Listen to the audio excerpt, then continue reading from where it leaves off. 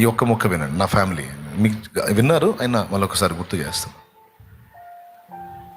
ఇప్పుడు ప్రభులోకి వచ్చి సేవలోకి వచ్చినాక అందరూ నా కుటుంబం అనుకుంటున్నాను, మీ అందరినీ నా ఫ్యామిలీ అనుకుంటున్నాను. మీకు ఎవరికి ఏ బాధ వచ్చినా నేను ఫీల్ అవుతాను.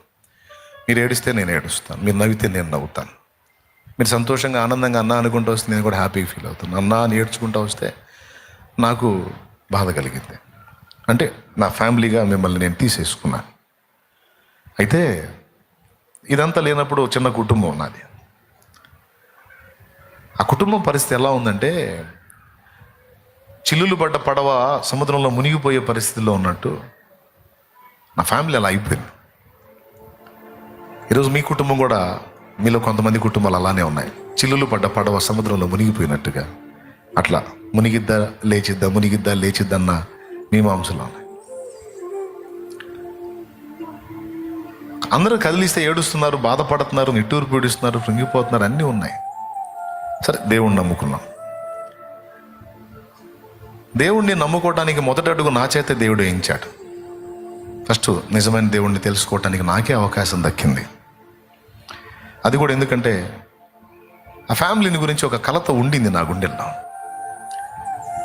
చివరికి నా ఫ్యామిలీ ఏమైపోతుంది, ఇదేంది అందరం కలిసి మందు తెచ్చుకొని తాగుదాం అనుకుని ఎందుకు అనుకున్నాం, అసలు అంత ఆ కండిషన్ ఎందుకు వచ్చింది, చచ్చిపోదామని ఎందుకు వచ్చింది అని ఒక ఏడుపు. సరే, ఆ దుఃఖంలోనే దేవుడు దర్శించాడు. దేవుడు దర్శించిన తర్వాత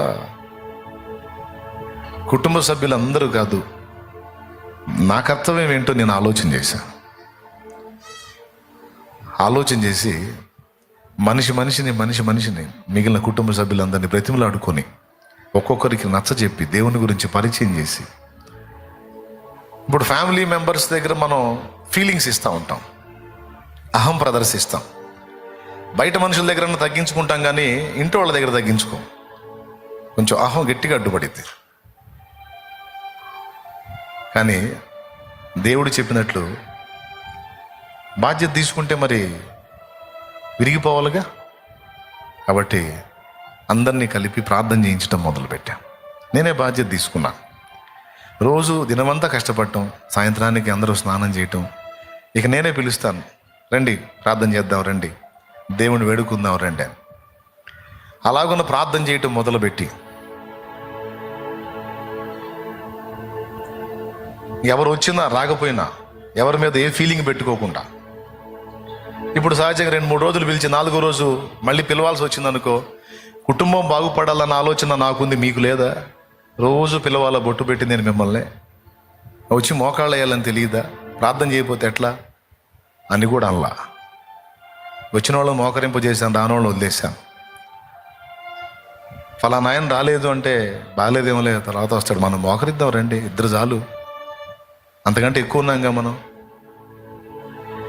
పెద్దోళ్ళు ఎవరూ రాకుండా బిజీ అయిపోతే పిల్లలైనా మోకరింపు చేసి కూర్చునేవాడిని. ఎందుకంటే తీర్మానం చేసుకున్నా, నా ఫ్యామిలీ ఎందుకు ఒక దరికి రాదో చూడాలి, నా కుటుంబం ఎందుకు గట్టెక్కదో చూడాలి. దేవుడు లేకుండా మేము లేం, దేవుడు లేకుండా మనం లేం. దేవుడు ఉన్నాడు. సుడిగుండంలో మునిగిపోయే నావని దరికి చేర్చే శక్తి దేవుడికి ఉంది. చచ్చిపోదాం అనుకున్నాం, దానికంటే ఇది బెస్ట్గా.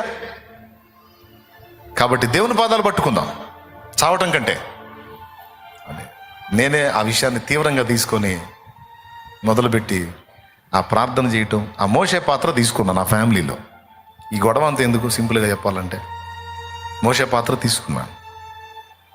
దేవుని మహాకృపను బట్టి ఆ రిజల్ట్ అనేది అనతి కాలంలోనే నేను అనుభవించాను. సంవత్సరాలుగా నేను అనుభవిస్తూనే ఉన్నాను.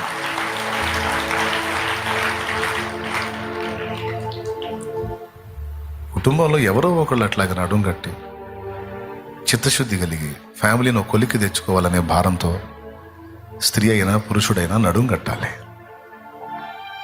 అందరే బాధ్యతారాహిత్యంగా ఉంటే కుటుంబాలు శాపాన్నే మోస్తాయి, కానీ ఆశీర్వాదం ఎక్కడి నుంచి వచ్చింది? కాబట్టి కొంచెం ఆలోచించండి. మీ కుటుంబాలకి మీరు దీపాలుగా మారండి. నేను చెప్పినప్పుడు విని వెళ్ళిపోవటం కాదు, ట్రై చేయండి, చూడండి. మన తండ్రి అయిన దేవుని ప్రేమ, ఆయన ప్రియకుమారుడు మనందరి ప్రాణప్రియుడైన యేసయ్య శాశ్వత నిత్య కృప, పరిశుద్ధాత్మతోడి మనోహర దివ్య సహవాసం సమాధానం సమకూడింది మనకు సకల పరిశుద్ధులకు సార్వత్రిక సంఘమంతటికి సదాతోడే మనందరం నిత్యత్వంలో చేరు పర్యంతం మనల్ని నడిపించును గాక. ఆమేన్. ప్రవేశ రక్తమునకేచే ప్రవేశ రక్తమునకేచే ప్రవేశ నామునకు సంపూర్ణ విజయం కలుగును గాక. ఆమేన్.